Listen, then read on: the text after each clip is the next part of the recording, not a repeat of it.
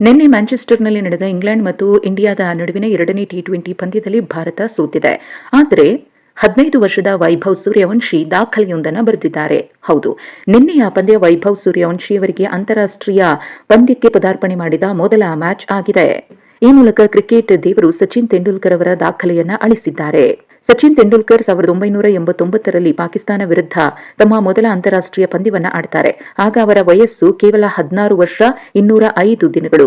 ಆದ್ರೀಗ ಈ ದಾಖಲೆಯನ್ನ ವೈಭವ್ ತಮ್ಮ ಹೆಸರಿಗೆ ಮಾಡಿಕೊಂಡಿದ್ದಾರೆ. 15 ವರ್ಷ 90 ದಿನಗಳಲ್ಲೇ ಬ್ಲೂ ಜೆರ್ಸಿಯನ್ನ ತೊಟ್ಟು ಅಂತಾರಾಷ್ಟ್ರೀಯ ಕ್ರಿಕೆಟ್ಗೆ ಪದಾರ್ಪಣೆಯನ್ನ ಮಾಡಿದ್ದಾರೆ. ಚಿಕ್ಕ ವಯಸ್ಸಿನಲ್ಲೇ ಕ್ರಿಕೆಟ್ನತ್ತ ಆಕರ್ಷಿತರಾದ ವೈಭವ್ ಕೇವಲ 9ನೇ ವಯಸ್ಸಿನಲ್ಲೇ ವೃತ್ತಿಪರ ಕ್ರಿಕೆಟ್ ತರಬೇತಿಯನ್ನ ಪಡೆದುಕೊಂಡ್ರು. ತಮ್ಮ ಅದ್ಭುತ ಬ್ಯಾಟಿಂಗ್ನಿಂದಾಗಿ ಅನೇಕ ಅವಕಾಶಗಳನ್ನು ಪಡೆದರು.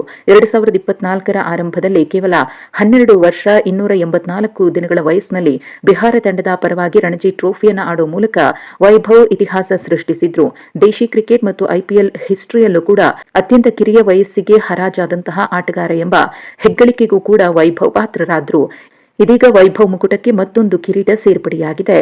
ಆದರೆ ನಿನ್ನೆಯ ಪಂದ್ಯದಲ್ಲಿ ವೈಭವ್ ನಿರೀಕ್ಷೆಯಂತೆ ಬ್ಯಾಟಿಂಗ್ ಮಾಡಲಿಲ್ಲ. ಕೇವಲ 14 ರನ್ ಗಳಿಸಿ ಔಟ್ ಆಗ್ತಾರೆ. ಇದು ಅಭಿಮಾನಿಗಳಿಗೆ ನಿರಾಸೆಯನ್ನ ಮೂಡಿಸಿರುವುದಂತೂ ಸತ್ಯ. ಆದರೆ ಮುಂದಿನ ದಿನಗಳಲ್ಲಿ ವೈಭವ್ ತಮ್ಮ ಬ್ಯಾಟಿಂಗ್ ಲಯಕ್ಕೆ ಮುಂದುವರೆದು ತಮ್ಮ ಅಬ್ಬರದ ಆಟದ ಮೂಲಕ ಟೀಂ ಇಂಡಿಯಾಗೆ ನೆರವಾಗ್ತಾರೆ ಅನ್ನೋ ಭರವಸೆಯಲ್ಲಿ ಟೀಂ ಇಂಡಿಯಾ ಅಭಿಮಾನಿಗಳಿದ್ದಾರೆ.